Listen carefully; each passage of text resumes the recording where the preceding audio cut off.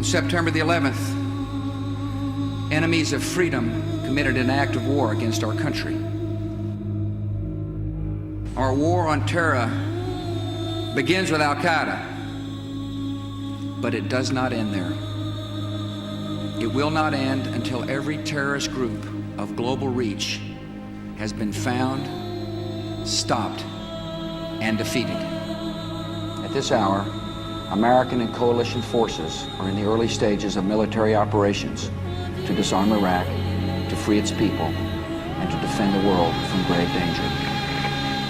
To all the men and women of the United States Armed Forces now in the Middle East, the peace of a troubled world and the hopes of an oppressed people now depend on you.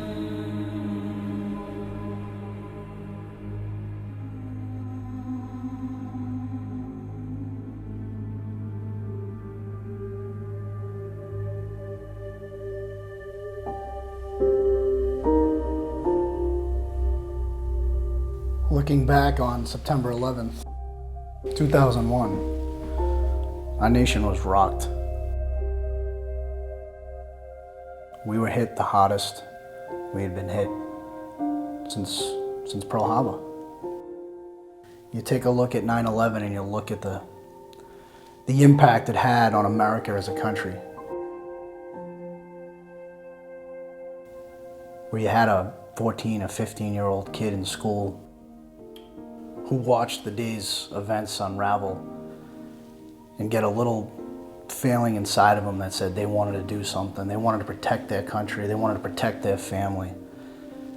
And most of them 4 years later did by raising their right hand and going to serve in a post-9/11 combat zone of Iraq or Afghanistan. I think that right there defines why it is imperative and why it is important that we do what we do in honoring their families and honoring their sacrifice. Normal people when they're 14 years old are thinking about maybe college, maybe thinking about what they want to be when they grow up. Not sitting in a classroom saying, I'm going to serve my country. I'm going to do what's right for my country. I'm going to do what's right for my family. And most of them knew. This state alone, 44,000 men and women post 9/11 knew that when they raised their right hand after those cowardly attacks that they were going off to war, signing on a dotted line that would say, I might not make it home.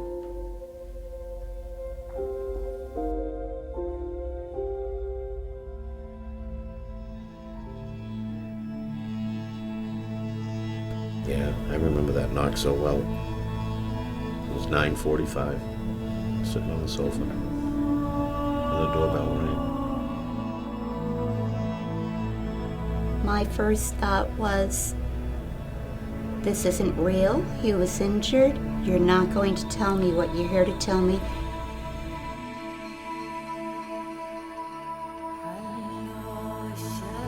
I just need that sacred place. Just to have just something to remember Bill by. We don't want any of them forgotten. And so we owe them at least the honor of keeping their memory alive. The United States has conducted an operation that killed Osama bin Laden, the leader of Al-Qaeda, and a terrorist who's responsible for the murder of thousands of innocent men, women, and children. We must keep the Gold Star families we honor uppermost in our mind. They serve our country every day.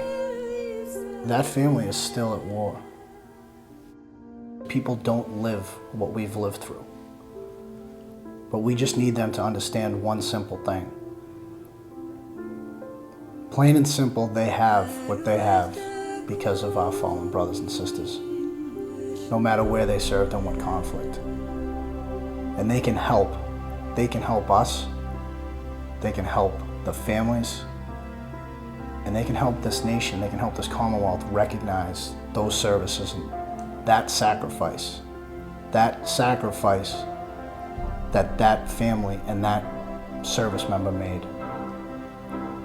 And they can do so by supporting our mission and supporting what we come here to do on a daily basis, and that is to fund and build this memorial.